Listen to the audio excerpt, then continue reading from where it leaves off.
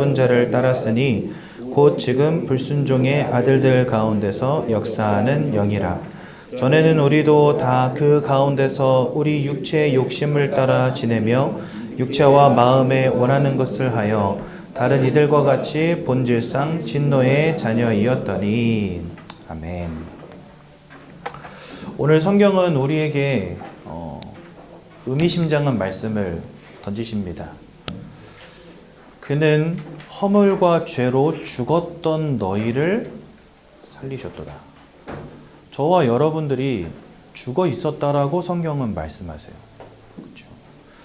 여기서 말하는 죽음은 육신의 죽음을 의미하는 것이 아니고 저와 여러분들의 영적인 죽음을 의미하는 것입니다. 모든 사람들이 이 영적 죽음 가운데 있었다는 겁니다. 그렇죠? 근데 이 영적 죽음이 시작된 근거로 여기에 제시되어진 게 뭐냐니까 우리의 죄와 허물 때문이다 라고 말씀하십니다. 여기서 말씀하시는 죄는, 죄와 허물은 다른 것을 의미하지 않고요, 바로 창세기 3장에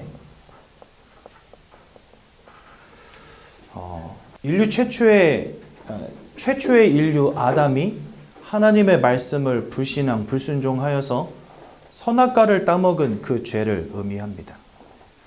그래서요, 이 죄악 때문에 로마서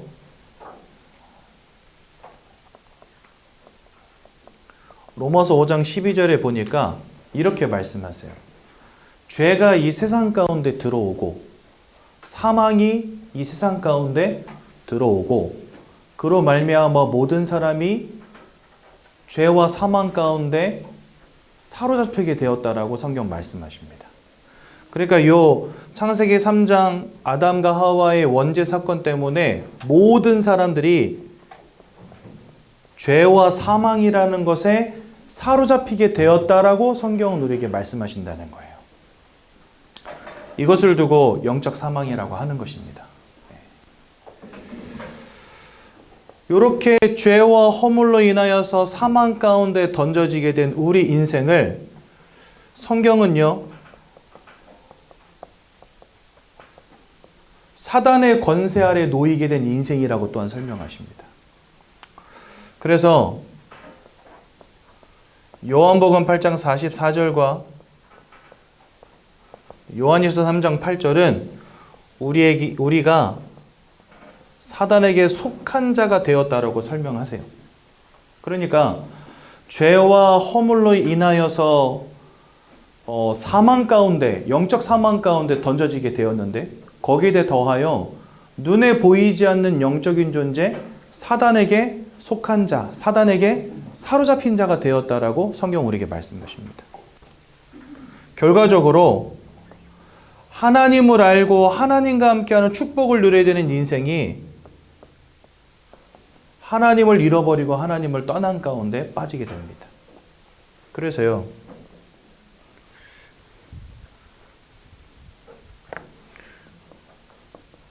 로마서 3장 23절에 보니까 하나님의 영광에 이르지 못하게 되는 존재가 되었다, 이렇게 말씀하십니다. 모든 사람이 죄를 범하였음에 하나님의 영광에 이르지 못하더라 말씀하십니다. 그러니까 보십시오. 성경이 우리에게 말씀하시는 죽음은 바로 영적 죽음입니다. 우리가 나이 들어서 이 땅을 떠나가게 되는 날, 영혼이 육신을 떠나가고 그 육신이 관에 들어가고 땅에 묻히는 그 죽음 이전에 우리에게 이미 와 있는 영적인 죽음이 있다는 겁니다. 거기로부터 우리를 하나님 뭐 하셨도다? 살리셨도다. 그게 오늘 에베소서 2장 1절의 말씀입니다. 그러니까 저와 여러분들은 예수 그리스도의 십자가의 죽음과 부활하심이 없었다라고 한다면 여전히 이 영적 사망 가운데 붙잡혀 있는 것입니다. 그렇죠? 그래서 어떤 인생을 살아갈 수밖에 없어요? 2절에 보니까 그 가운데서 행하여 이 세상 풍조를 따르고 그냥 이 땅의 것을 따라 사는 거예요. 너도 나도 제사 지내고 고사 지내니까 나도 제사 지내고 고사 지내는 인생. 너도 나도 돈 따라가고 성공 따라가니까 나도 그냥 돈 따라가고 성공 따라가는 인생. 그렇죠? 공중권세 잡은 자를 따랐으니 곧 지금 불순종의 아들들 가운데 역사하는 영이라. 하나님을 잃어버린 채 공중권세 잡은 자는 누굴 말하냐? 사단을 의미하고요. 불순종의 아들들 가운데 역사하는 영들은 누굴 말하냐? 귀신을 말합니다. 그러니까 세상의 풍조를 따르고 이 땅의 성공을 따라가면서 하나님은 전혀 알지 못한 채 그저 우상 섬기고 귀신 섬기고 사단을 따라가는 인생 되어버렸다는 거죠. 그러니 여러분, 이 영적 죽음에 지금 모든 사람들이 다 매여 있는 것입니다. 제가 우리 장로님 한 분이 저쪽 남양 지나서 남양 부근에 공장을 하나 오픈을 하셨어요. 그래가지고 저희 담임 목사님하고 우리 교역자들 다 같이 가서 이제 예배를 드린 적이 있거든요. 가서 이제 예배를 다 드리고 나니까 장로님이 그 주변에 있는 다른 공장에 있는 사람들을 초청한 거예요. 점심 식사로. 우리 오픈했으니까 와서 식사하시고 우리 인사 나누고 우리 친하게 잘 지내봅시다. 이런 의미로 개업하는 날 주변에 있는 공장에서 일하는 사람들을 다 초청을 한 겁니다. 예배 드릴 때는 몰랐는데 예배 다 끝나고 일어나 보니까 공장문 바깥에 사람들이 이미 웅성하고 다 왔어요. 밥 먹으러. 그래가지고 이제 그분들이 손님들이니까 먼저 식사하시라고 들어가서 줄 서서 이제 뷔페 음식을 준비하셨거든요. 그러니까 들어가서 이렇게 식사하세요 하고서 먼저 들어가게 했거든요. 먼저 줄을 서가지고 밥을 푸게 한 거예요. 그래서 우리는 옆으로 이렇게 비켜서 있는데 정말 거짓말 안 하고요. 지나가는 사람들마다 다 두리번거리면서 뭐라 했는지 아십니까? 돼지 어디 있어, 돼지. 그게 무슨 말이죠? 삶은 돼지 머리 어디 있냐는 거예요. 왜요? 공장 새로 짓고 사업을 새로 시작했으니까 당연히 뭐 해야 돼요? 고사 지내야 되는데 왜 고사 안 지내냐는 거예요. 그러니까 뷔페 음식도 있는데 그럼 한켠에는 돼지 머리가 있어야 되는 거거든요. 그러니까 보니까 어떤 사람들은 이렇게 딱 이렇게 손에다가 10,000원짜리 현찰 쥐고 온 사람들도 있어요. 그 왜 쥐고 왔겠어요? 돼지 머리에다가 이거 꽂으려고 가져온 거예요. 제가 그걸 보면서 진짜 골 때린다 이런 생각을 했습니다. 여러분, 우리 예술의 전당이 있지 않습니까? 와스타디움 옆에. 우리 안산에 누가 있냐면은 전국 무당협회 데모되는 그런 여자가 저쪽 광덕동에 사세요. 광덕동이 아니지. 광덕이라는 곳 지역에 사세요. 거기 서울 예대 옆에 보면은 이렇게 쬐끄만 야트막한 산이 하나 있잖아요.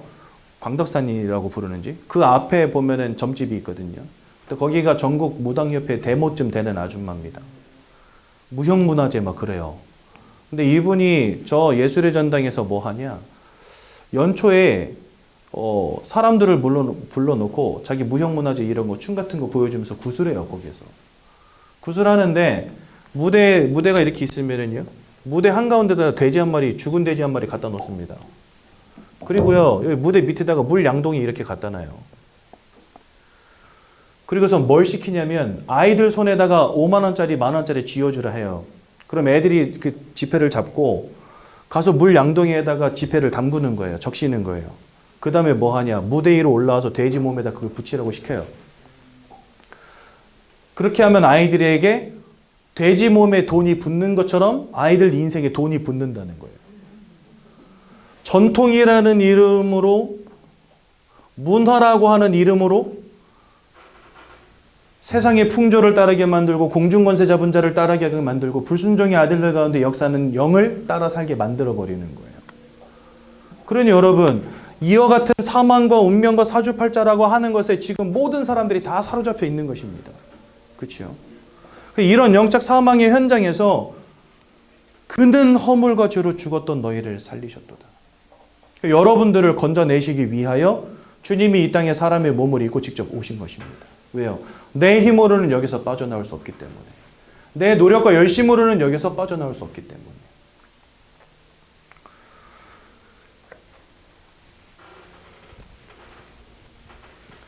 그래서 우리는 이 영적 죽음으로부터, 이런 영적 사망의 현장으로부터 나를 살릴 이름은 오직 예수밖에 없음을 여러분들이 믿음으로 고백하셔야 됩니다.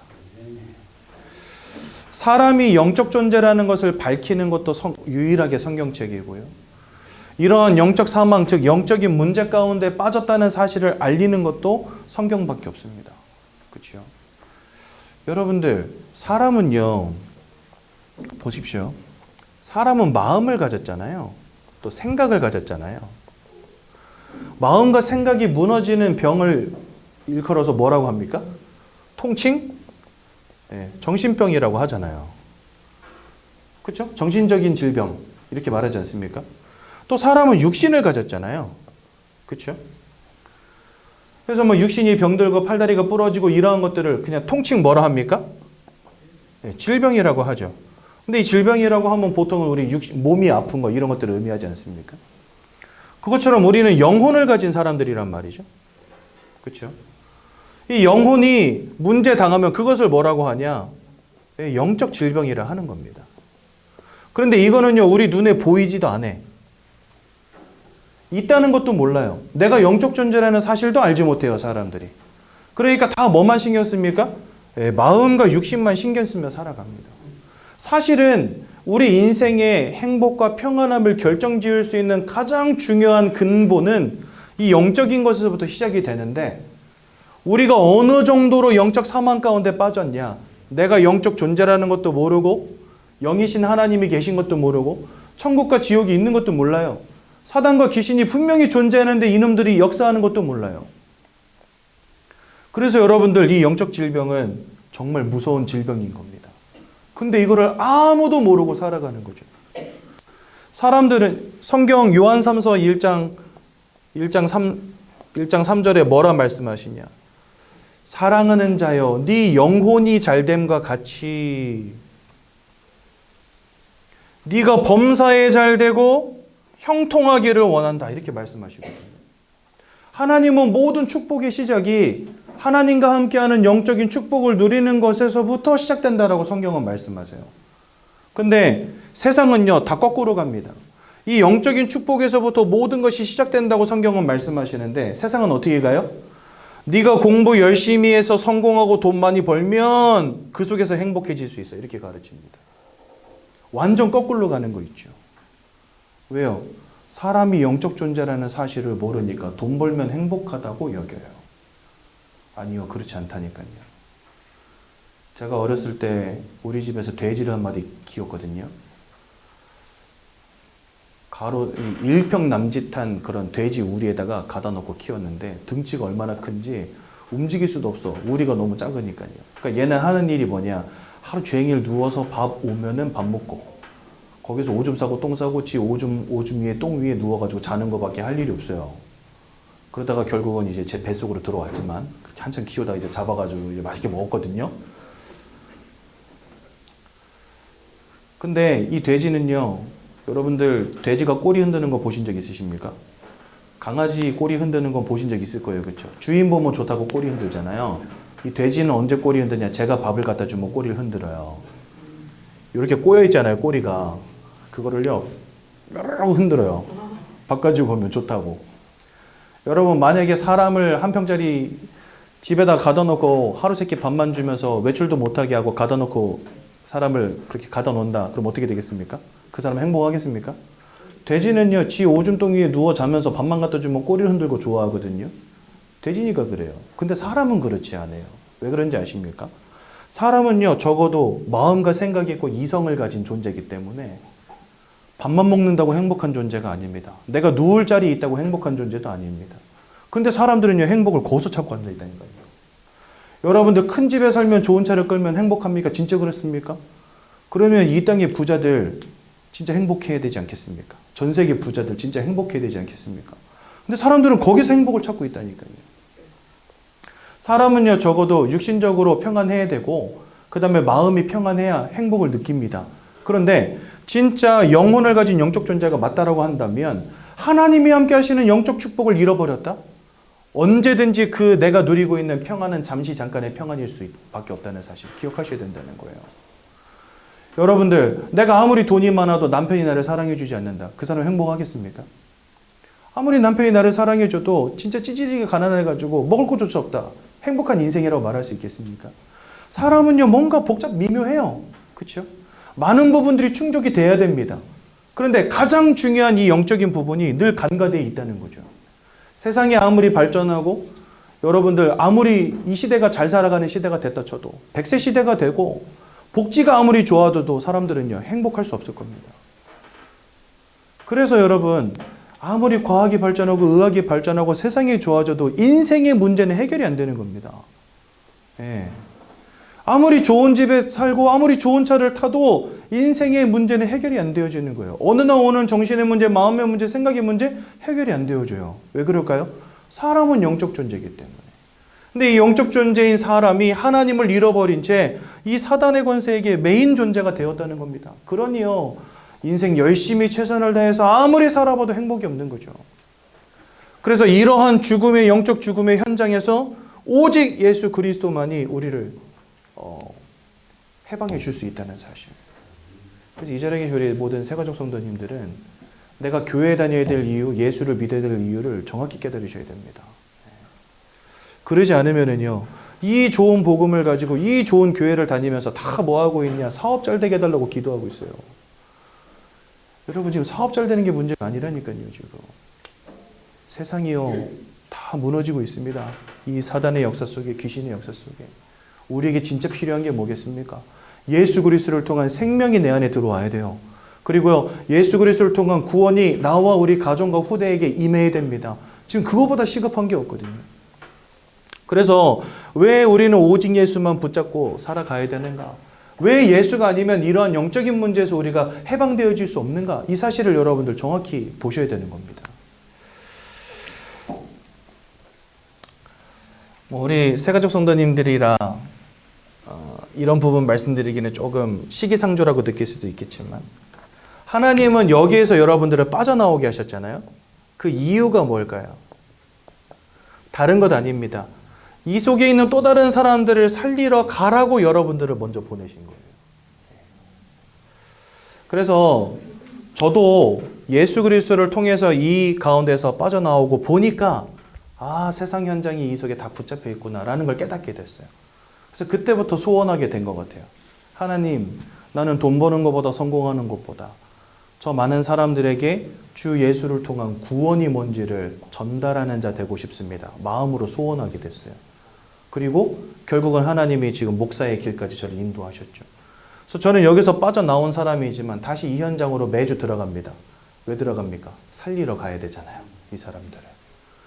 여러분들을 하나님이 복음 가운데로 부르신 이유가 뭔지를 바로 깨달으셔야 돼요. 첫 번째는 여기서 빠져나오라는 겁니다. 두 번째는 이 속에 있는 사람들을 살리러 가라는 겁니다. 그렇죠? 그래서 이 두 가지가 사실은 신앙생활의 본질이고 핵심입니다. 하나님은 이 자들을 살리고 전도와 선교의 축복을 누려야 되기 때문에 때로는 여러분들의 인생을 축복하시고 경제적인 부분도 채워주시고 여러분들의 자녀들에게 증거도 주시는 겁니다. 그러니까 내가 너무나 좋아하는 돈과 성공 굳이 따라가지 않아도 하나님은 전도 때문에 선교 때문에 여러분들 인생을 축복하십니다. 그래서 우리의 인생의 목표를 하나님의 소원에 맞추고 하나님의 것을 두는 것은 굉장히 중요한 일이거든요. 그래서 우리 새가족 성도님들은 첫 단추를 잘 끼셔야 되기 때문에 교회 다니는 이유, 예수 믿는 이유를 다른 것에 두지 마시고 오직 그리스도를 통해 구원 얻으며 이 구원의 소망을 다른 사람들에게 전달하는 것 때문에 하나님 나를 부르셨다라는 결론을 갖고 신앙생활을 시작하셔야 됩니다. 그렇다면 왜 사람들은 지금 이와 같은 영적 죽음 가운데 빠지게 되었고 왜 예수 그리스도가 아니면 구원받을 수 없습니까? 우리 그것을 잘 이해해야 되지 않겠습니까? 처음부터 성경은 우리에게 말씀하십니다. 하나님께서 사람을 창조하셨다라고 되어 있습니다. 그게 창세기 1장 27절과 28절에 나옵니다. 여기 보니까 하나님의 형상으로 사람을 창조했다 이래 되어 있는데 그 말이 뭐냐면 우리를 영적 존재로 만드셨다는 거예요. 그래서 저와 여러분들이 영적 존재인 가장 큰 증거는 뭐냐? 우리가 영적 행위를 한다는 겁니다. 그렇죠? 지금 우리 여기 나와서 예배 드리잖아요. 개, 돼지, 고양이, 소 이런 동물들이 어디 가서 예배하고 기도하고 찬양하는 거 보신 적 있으세요? 얘네들이 막 굿하고 막 제사상 고사상 차리는 거 보신 적 있으세요? 그러는 법이 없어요. 왜냐? 걔네들은 영적 존재들이 아니기 때문에. 근데 사람은 영적 존재입니다. 그래서요, 뭔가 영적인 행위를 해요. 절에 가서 불공을 드린다든지, 천주교 가서 미사를 드린다든지, 교회 가서 예배를 드린다든지, 아니면 무당들 불러다가 푸닥거리를 하고 고사상도 차리고 제사상도 차립니다. 왜 그런지 아십니까? 영적 행위를 하는 유일한 존재이기 때문에 그렇습니다. 그러니까 하나님이 처음부터 여러분들을 특별한 영적 존재로 구별하여서 지으셨다라고 성경에 보면 나와 있어요. 왜요? 하나님의 형상을 따라 사람들만 지으셨거든요. 다른 모든 피조물들 가운데. 그럼 하나님이 이렇게 여러분들을 영적 존재를 지으신 그 이유가 무엇입니까? 다른 것 아닙니다. 하나님을 알고 하나님과 함께하는 축복을 누리라고 우리만 특별하게 지으신 거예요. 여러분들 동물들이 혼이 있을까요? 없을까요? 성경은 동물들도 혼이 있다라고 말씀하십니다. 뭐라 말씀하시냐면 동물이나 사람이나 죽으면 혼이 그 몸에서 떠나가게 되는데 동물은 그 혼이 땅으로 내려가고 사람은 그 혼이 위로 올라간다 이래 돼 있어요. 그러면 여러분들 사람도 혼이 있고 동물도 혼이 있으니까 동물도 영적인 존재일 것 같잖아요. 그렇죠? 그런데 동물은 영적 존재가 아닙니다. 이 영적 존재라는 말의 의미는 뭐냐면요. 혼을 가진 존재로서 영이신 하나님을 알고 영이신 하나님과 교감을 나눌 수 있는 존재를 두고 영적 존재라고 해요. 네. 그래서 여러분들 이게 우리 영혼이라고 하잖아요, 보통. 근데 영어에는 이 두 단어가 나눠져 있어요. 이 두 단어가 합쳐진 게 영혼입니다, 사실은요. 우리는 그냥 소울을 보통 영혼이라고 하잖아요. 근데 성경에는 보면 영과 혼이 분명히 분리가 되어 있어요. 그리고 영은 영어에도 뭐라고 되어 있냐면 spirit이라고 되어 있습니다. 그렇죠? 그러니까 우리는 소울을 가진 존재인데 이 spirit이 와서 교감할 수 있는 존재라는 거예요. 그래서 우리는 영혼을 가졌다 할 때 우리 안에는 하나님이든 혹은 사단이든 어떤 영적 존재가 함께 거하는 그릇입니다, 우리가. 근데 다른 동물들은 그렇지가 않아요. 혼을 가졌지만 하나님이 관여할 존재들이 아닌 거예요. 사단이나 귀신도 역사할 이유가 없는 존재가 동물들이라는 거예요. 근데 사람은 하나님의 형상을 따라 창조되어서 하나님의 영이 함께 하시든지 혹은 사단의 영이 함께 하든지 합니다. 하나님을 떠나버린 순간부터 우리 인생 가운데 함께하는 영은 누구로 바뀌어버린 거예요? 사단으로 바뀌어버린 거예요. 근데 이 하나님의 영을 잃어버리기 전에 우리는 하나님과 함께하는 존재였다는 거예요. 원래부터 하나님과 함께하는 축복을 누리라고 우리를 하나님을 알 수 있는 영적 행위를 하는 영적 존재로 만드신 겁니다. 영이신 하나님을 알라고. 무슨 말인지 이해가 되시죠? 그런데 어느 날 이 모든 축복들을 잃어버린 것입니다. 그것을 두고 우리는 근본 문제라고 하는데요. 이 근본 문제가 어디 기록되어 있냐? 창세기 3장 1절에서 6절에 보니까 눈에 보이지 않는 영적인 존재 사단이 아담과 하와를 속여서 하나님이 따먹지 말란 선악과를 따먹는 원죄를 짓게 만들고 그 결과로 하나님을 떠나는 문제 가운데 빠지게 만들었다고 성경 우리에게 설명하십니다. 그러니까 원래 인생은 하나님과 함께하는 존재였는데 이 사단이라고 하는 녀석에게 속아서 죄를 짓고 하나님을 잃어버리는 문제 가운데 빠져버린 거예요. 영혼을 가진 존재인 우리가 내가 영혼을 가진 존재라는 사실도 알지 못하게 되고 영적 존재인 하나님도 모르는 존재가 되어버린 거예요. 그래서 우리는 이것을 두고 뭐라고 하냐? 바로 근본 문제라고 합니다. 이 근본 문제로 인하여서 우리에게 오게 된 인생의 문제가 바로 오늘 삶과 불신자 상태 6가지입니다. 이 책을 보면서 우리 같이 좀 설명을 드릴게요.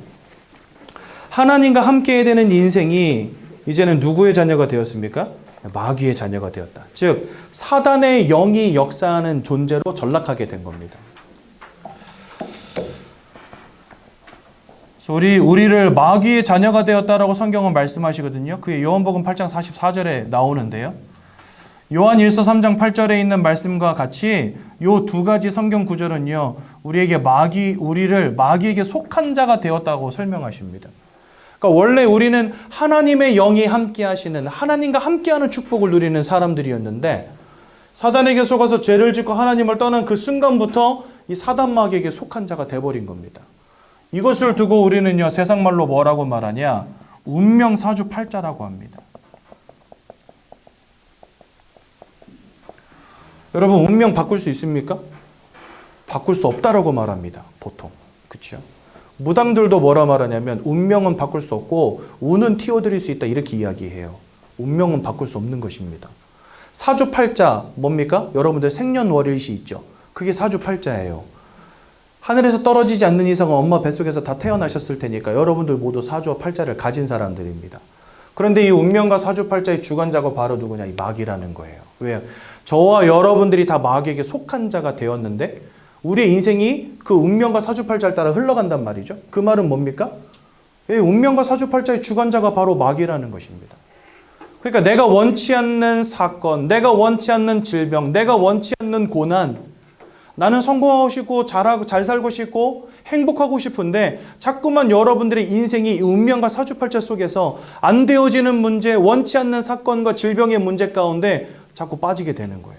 그러니까 사람들이 뭐 할 수밖에 없죠? 무당들 찾아가서 미래를 물어볼 수밖에 없는 거예요. 올해는 내가 물을 주심이 됩니까? 불을 주심이 됩니까? 이사는 동쪽으로 가야 됩니까? 서쪽으로 가야 됩니까? 궁합을 한번 봐주세요. 이 여자랑 살면 행복하겠습니까? 저 남자랑 살면 내가 돈 많이 벌겠습니까? 이런 거 물어볼 수밖에 없는 인생 되는 겁니다. 왜요? 운명과 사주팔자에 붙잡혀 버렸으니까. 그러니까 무슨 뭐 구슬 해가지고 그쵸? 막 운을 틔운다 하고 집에다가 뭐 부적을 갖다 붙이기도 하고 그죠? 이게 다 누구의 장난입니까? 사단 마귀의 장난. 근데 여러분 이 요한복음 8장 44절에 이 사단을 두고 뭐라 말합니까? 살인자요 거짓말장이라고 말합니다. 그러니까 처음부터 살인한 자요 그 속에 진리가 없으므로 거짓으로 가득한 자다 이렇게 설명하시는데 그런 녀석에게 여러분들의 인생이 지금 사로잡혀 있다는 겁니다. 요한복음 10장 10절은 이 사단을 두고 뭐라고 표현되어 있냐? 도적이라고 말씀하십니다. 도적은요 목적이 하나밖에 없어요. 죽이고 빼앗는 거예요. 그렇죠? 그러니까 그런 영적 존재에게 여러분들의 인생이 사로잡혀 있다는 겁니다. 나는 최선을 다한 것밖에 없는데 열심히 산 죄밖에 없는데 인생이 자꾸 안 되어져요. 제 현장에서 많은 분들 만나거든요. 근데 이분들 만날 때마다 진짜 그분들의 인생 이야기를 듣고 앉아있으면 어째 인생이 저러나. 어떤 아주머니 한 분이 결혼을 한 거예요. 결혼을 했는데 선을 봐서 결혼을 했는데 남자가 너무 괜찮아서 결혼을 했는데 한 3개월 지나니까 이 남자의 그 본성이 드러나는데 술을 먹으면은 진짜 조폭 깡패가 돼버리는 거예요, 사람이. 그래가지고 술 먹고 가지고 맨날 자기를 패는데 못 살겠는 거죠. 이혼을 했어요. 그리고 다시 선을 봐서 재혼을 했는데 또 술 먹는 놈을 만난 거예요. 그래가지고 또 이혼을 했어요. 세 번째 재혼을 했는데 또 만난 거예요. 그래가지고요, 결국은 이혼을 3번 하고 지금 혼자 사시는. 그러니까 뭐, 가면은요, 항상 이제, 뭡니까? 가문 좋다는 사람들, 괜찮은 남자라고 늘 소개받고 시집 가보면은 이상한 남자. 어쩌면 인생이 이렇게 사면타석 스트라이크 맞아가지고 아웃됩니까? 구차한 인생을 사는 사람들 얼마나 많은지. 막 환청이 들리고 귀신이 보이고 마음의 문제, 우울증, 조울증에 시달리고 어느 날 갑자기 몸이 아파서 병원에 갔더니 막 암 말기 환자가 되어 있고 여러분 이런 사람들이 현장에 가득 찼다니까요. 여러분들의 인생을 운명과 사주팔자로 사로잡고 모든 것을 빼앗고 죽이는 영적 존재가 눈에 보이지 않는 영적 존재가 있다는 겁니다. 그런데 이 영적 존재가 여러분들 인생에 굉장히 깊이 관여한다는 거예요. 왜요? 내가 영적 존재이기 때문에. 사람은요, 밥을 먹으면 살이 찌고 운동을 하면 살이 빠지잖아요. 그렇죠? 밥을 굶으면 살이 빠지잖아요. 육신을 가졌기 때문에 외부의 영향을 받습니다. 제가 2주 동안 감기로 죽을 뻔했거든요. 환절기에 여러분들 온도차가 심하니까 아침에는 춥고 낮에는 덥고 저녁에는 또 추워지고 이게 반복되니까 제가 2주 동안 감기를 달고 살았어요. 겨우 회복했거든요. 사람은 육신을 가졌기 때문에 이렇게 영향을 받아요. 또한 사람은 마음을 가졌잖아요. 여러분들을 누가 막 사랑해주고 예뻐해주고 하면 여러분들 기분 좋지요. 근데 여러분들 볼 때마다 이 못생긴 것 이런 사람이 옆에 있으면 어때요? 기분 좋습니까? 네 죽고 나 죽자 이러면서 싸우겠죠. 사람 마음을 가졌기 때문에 마음에 굉장히 영향받습니다. 우리 여자분들 특히나 섬세하잖아요. 그렇죠? 누가 말 한마디 하면은 그거 뭐 한 10년 갑니다. 저도 가끔 부부싸움 할 때 있거든요. 그러면 10년 전께 나와. 깜짝 놀래. 그런 게 있었냐고 내가 반문할 정도로 그런 걸 아직도 기억하고 있어요. 오빠 그때 그랬잖아! 이러면서 난 기억도 안 나는데 10년 전 일을 가지고 있다니까. 막 사람은 마음을 가졌기 때문에 그렇지 않습니까? 마음이 영향을 받아요. 그렇다면 여러분 가장 중요한 거 영혼을 가졌다. 여러분들의 영적인 배경 속에 무엇이 있느냐가 여러분들의 영적인 상태를 좌우합니다. 그리고요, 그러한 영적인 상태가 여러분들의 마음에도 영향을 끼치고 삶에도 영향을 끼친다니까요. 여러분들 마음이 무너져 봐요. 집안일 하고 싶어요? 남편 밥 차려주고 싶으세요? 인간아 나도 힘들어. 이런 생각이나 들지. 그죠? 시큰 집안일하고 그 다음에 자식들 다 밥 먹여서 설거지까지 다 하고 이제 누웠는데 밖에서 술 먹고 들어오더니 한다는 소리가 밥상 좀 차려봐. 그럼 어떻게 돼요, 여러분들? 니 죽고 나 살자 이렇게 돼요. 오빠밖에 없어 이러고선 결혼했는데 어느 날 그 인간이 돼 있고. 여러분 내 마음이 무너져 보세요. 삶이 됩니까? 그게 참 사람이 희한한 존재라니까요. 진짜 마음이 무너지면 삶도 무너집니다. 삶이 무너지면 마음도 무너집니다. 근데 영혼을 가진 영적 존재란 말이에요. 여러분들의 영적 배경 속에 무엇이 있느냐가 여러분들의 마음과 생각과 삶과 육신에 지대한 영향을 끼칩니다. 정말 놀라울 정도로 영향을 끼칩니다. 이 녀석은 근데 어느 정도로 힘이 있고 파워가 있냐? 한 사람의 인생을요 무당으로 바꿔버려요. 여러분 무당이 되는 사람들 이야기 들어보신 적 있습니까? 저는 수백 명을 만났어요. 다 물어봤어요. 어쩌다가 이 길을 가게 되셨냐고. 어느 날 몸이 아프대요. 막 아픈데 병명이 없어. 아무리 검사를 해도 왜 아픈지를 병원에서 알지를 못하는 거야. 대학병원 가고 막 CT를 찍고 MRI를 찍고 별의별 걸 다 해봐도 병명이 안 나오는 거야. 자기는 아파 죽겠는데. 근데 참 희한하죠. 무당 찾아갔더니 당신 신 받아야 된다 이런 소리를 하는 거예요. 누가 신 받고 싶어 합니까? 끝까지 버티죠. 버티면 버틸수록 자꾸만 주변에서 뭔가 일이 벌어지는 거예요. 남편이 자빠지고 돈이 없어지고 막 이런. 그러니까 결국은 뭐 하게 됩니까? 받을 수밖에 없는 상황으로 몰아가요. 그런데 내림굿을 딱 받으면 그 아프던 것이 싹나불어. 그러니 이 사람들이 그 길을 안 갈 수가 없는 거예요. 그 여러분들 모든 이 무속인이 되신 분들은요 100% 신병이라는 걸 앓습니다. 병명이 없는 병을 앓게 돼요. 어느 날 갑자기. 근데 그게 내림굿을 하면은 그 신병이 나아버려요. 그러니 이 귀신이 얼마나 능력이 있냐. 한 사람의 인생을 운명으로 사로잡고 무당 만드는 존재예요 이게. 근데 이런 녀석이 여러분들의 인생 가운데 역사하는데 어떻게 되겠습니까? 여러분들 마음으로부터 평안을 빼앗아 갑니다. 여러분들 삶으로부터 만족을 빼앗아 갑니다. 갈등하게 만듭니다. 분열하게 만듭니다. 그치요? 그러니 이러한 영적인 영향력이 얼마나 지대한 영향력인지 여러분들 꼭 아셔야 된다는 거예요.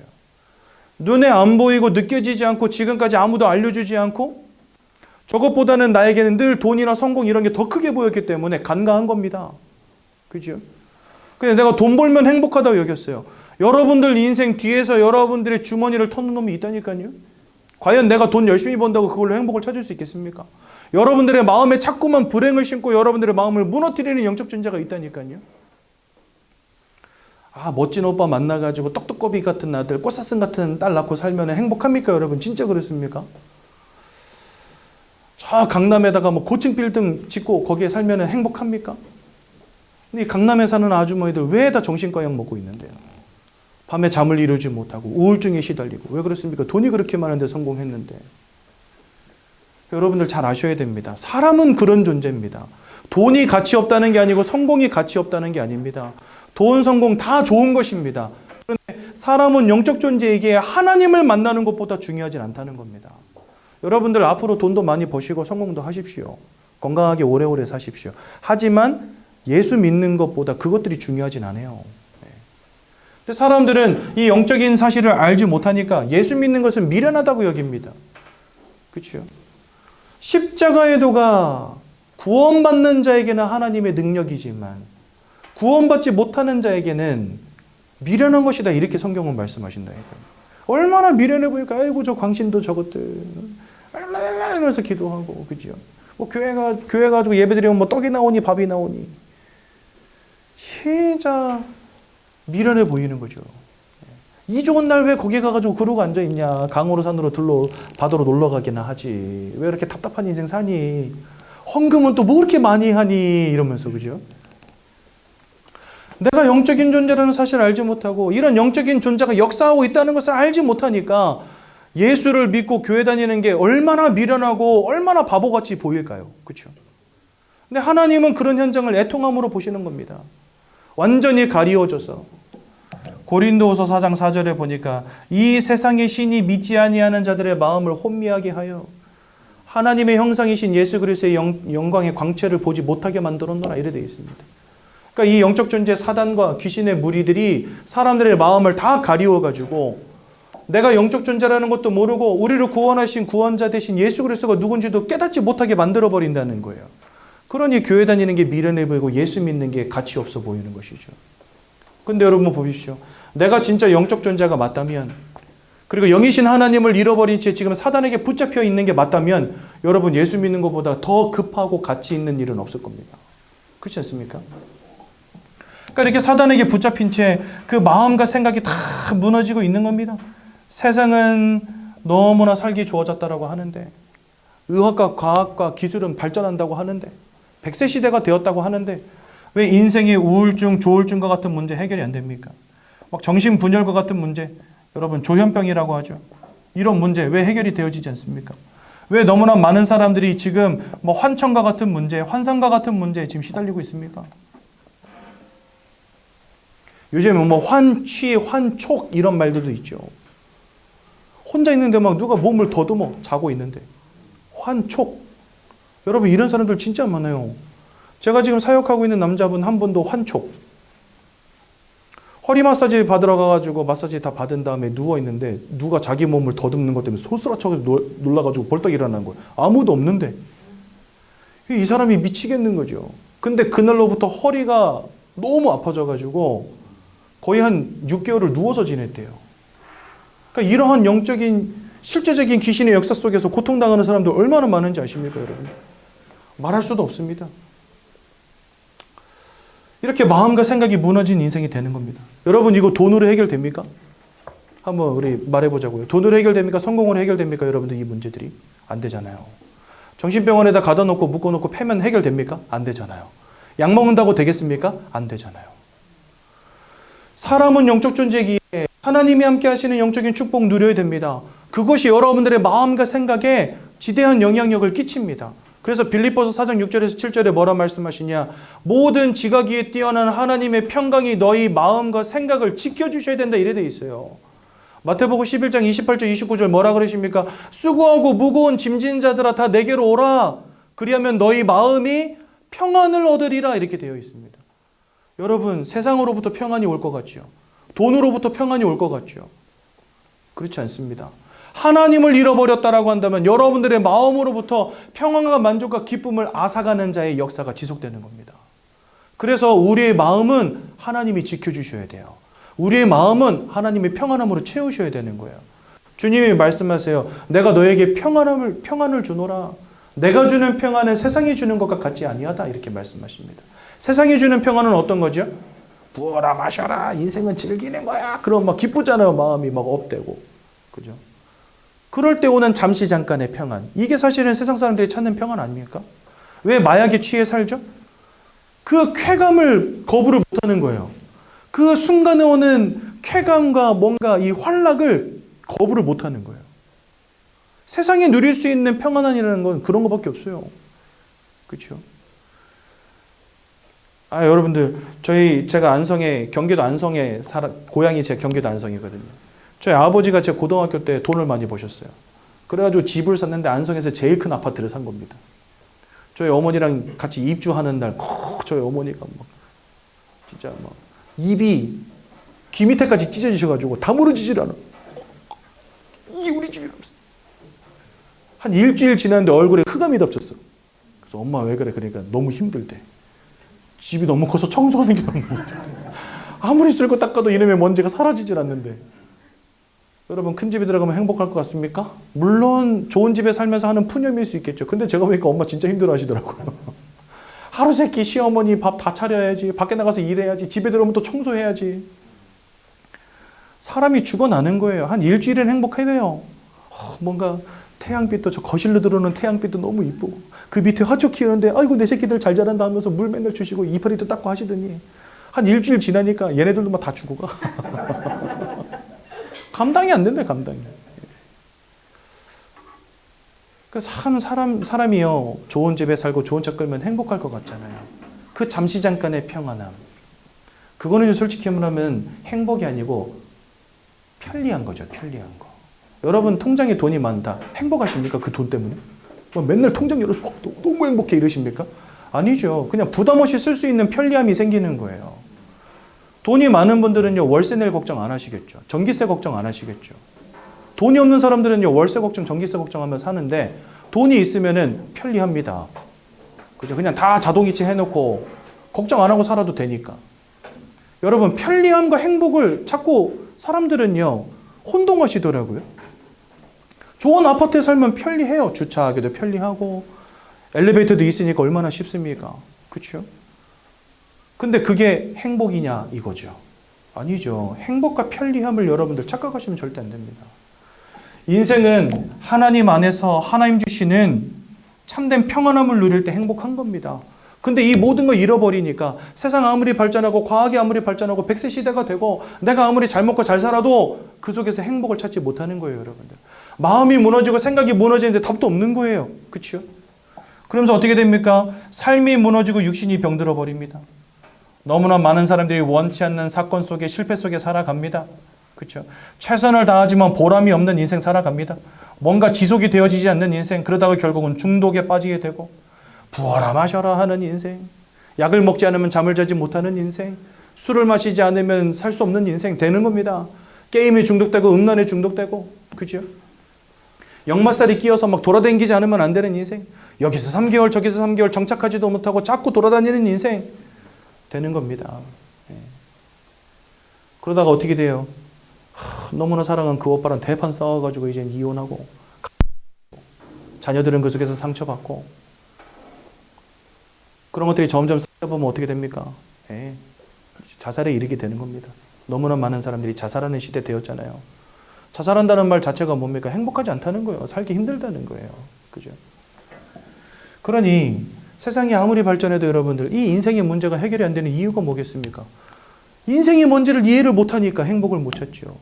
지피지기면 백전백승인데 나도 모르고 적도 모르니 어떻게 행복합니까? 어떻게 싸워 이깁니까? 내가 영적 존재라는 것도 모르고 내 진짜 적은 그놈이 아니고 사단인데, 그죠? 남편 잘못 만나서 내 인생이 무너지고 자식 새끼 잘못 나서 내 인생이 무너졌다라고 생각하고 있었잖아요, 우리가 지금까지. 근데 실제적으로 여러분들의 가정과 가문과 여러분들의 인생을 무너뜨리는 존재는 이 영적 존재였단 말이죠. 나도 모르고 그놈도 모르는데 어떻게 싸워 이깁니까? 그러니 행복할 수가 없는 거예요, 인생이요. 그래서 사람들 뭐 할 수밖에 없죠. 이제 우상숭배하며 살아갑니다. 어떻게든 불행을 막아보고 인생의 축복이 오기를 바라는 마음으로 제사상도 차리고 고사상도 차리고, 그죠? 돌탑도 막 쌓아가면서 거기다가 올리면서 막 기도도 하고 사람들 그러면서 삽니다. 무당 불러다가 뭐 푸닥거리도 하고, 그죠?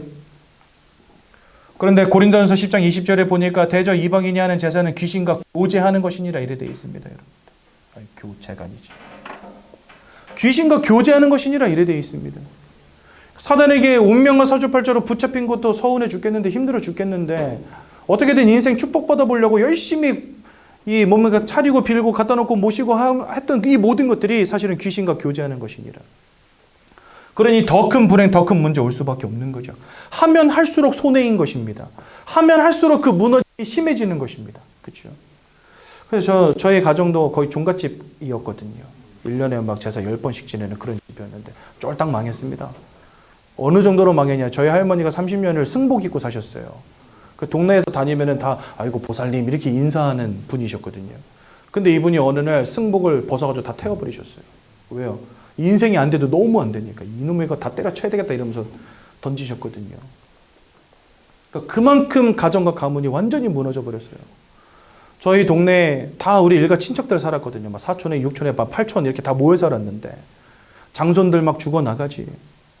막 이상한 뭐 이유를 알 수 없는 그런 문제들로 막 가문이 무너지기 시작하는데 저는 그것들을 너무 많이 보고 자랐거든요.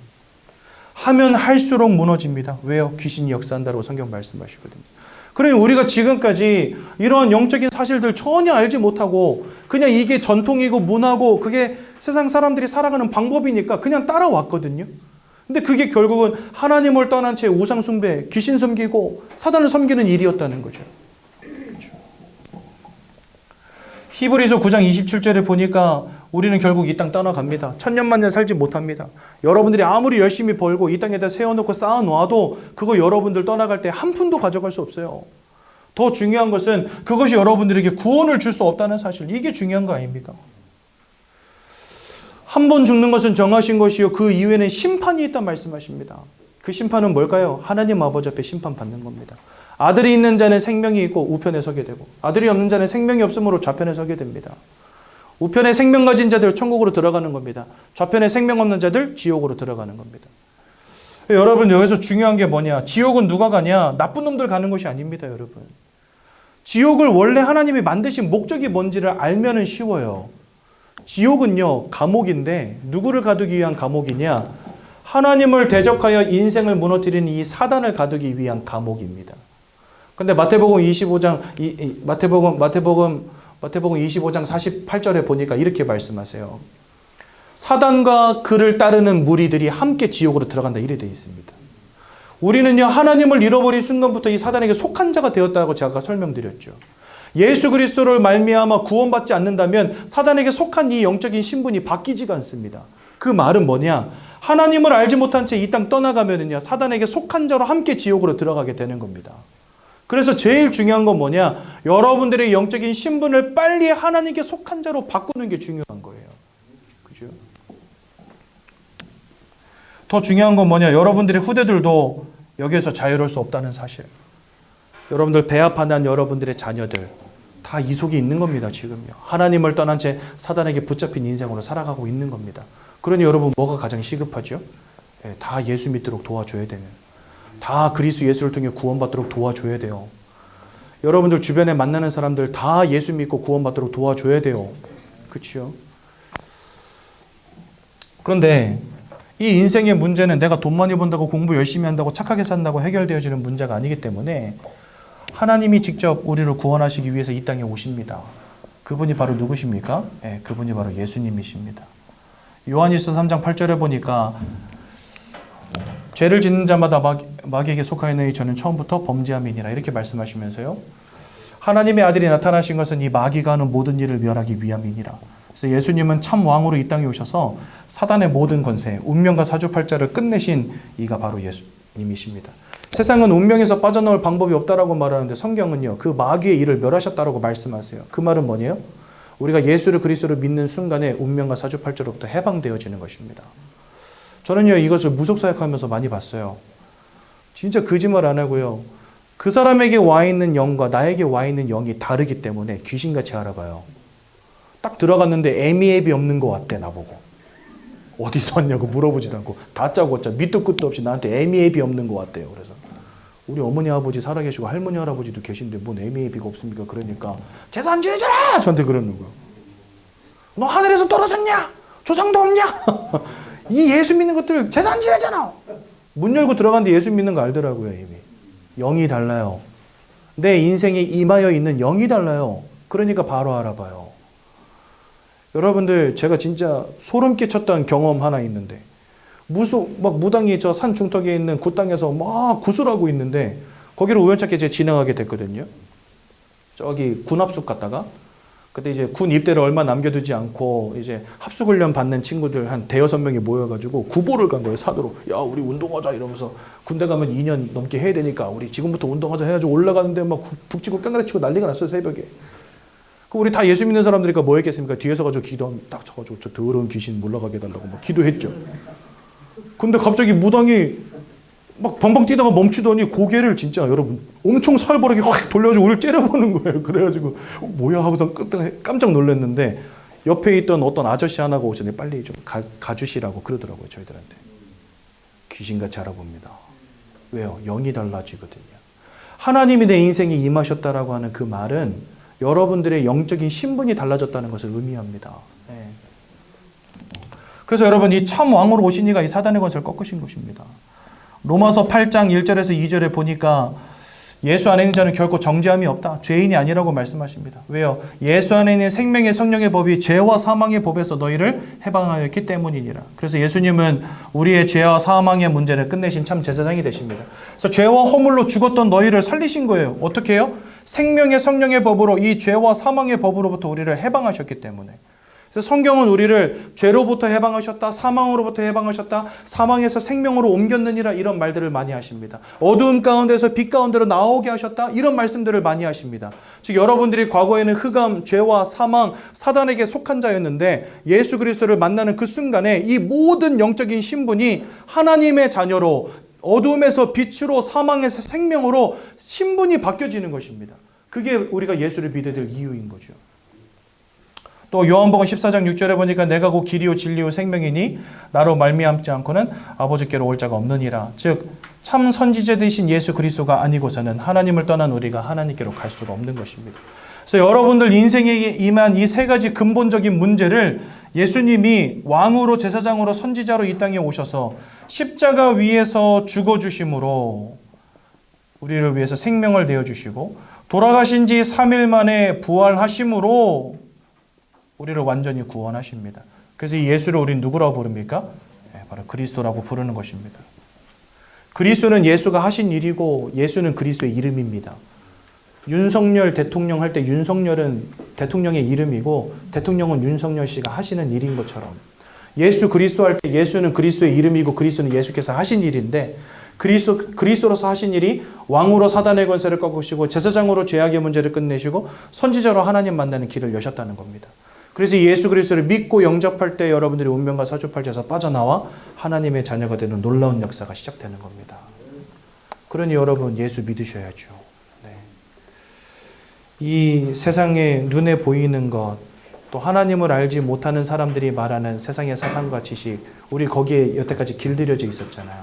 하지만 성경은 우리에게 우리의 인생을 새로운 시각으로 바라볼 수 있는 눈을 열어주십니다. 그 첫 번째가 뭡니까? 내가 영적 존재라는 거. 그리고 사단이 존재하고 하나님이 계시다는 거. 하나님께 속한 자가 되는 것이 구원이라는 거. 이거를 성경은 우리에게 말씀하십니다. 여러분들 하나님께 속한 자 되시기 바랍니다. 여기 교재 15페이지에 보시면 우리 영접 기도문이 잘 나와 있거든요. 이 시간 예수님을 마음속에 영접하겠습니다. 너희가 마음으로 믿어야 하며 또한 입으로 시인할 때 구원에 이른다라고 분명히 말씀하셨어요.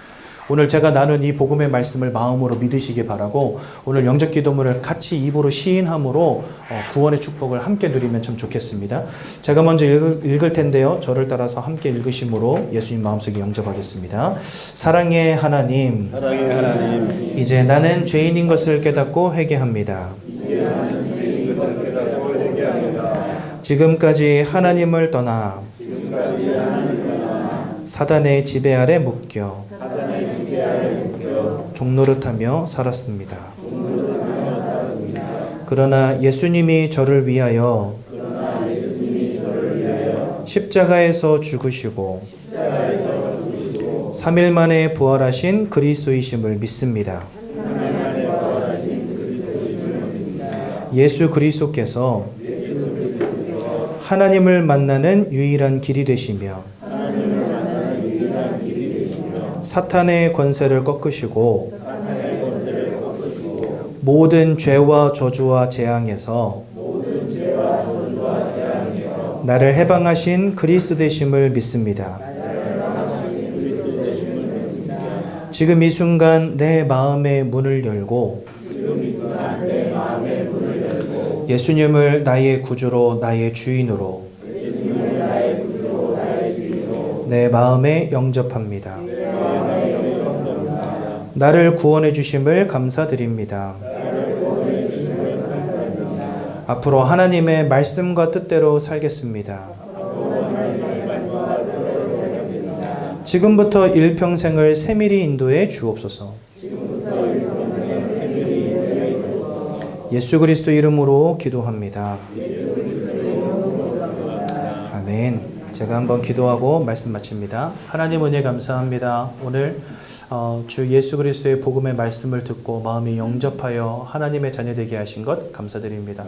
일평생 이 복음의 비밀을 잊지 않고 하나님을 바라보는 인생 되시도록 우리 새가족 모든 성도님들 축복해 주옵소서. 예수님의 이름으로 기도드렸습니다. 아멘.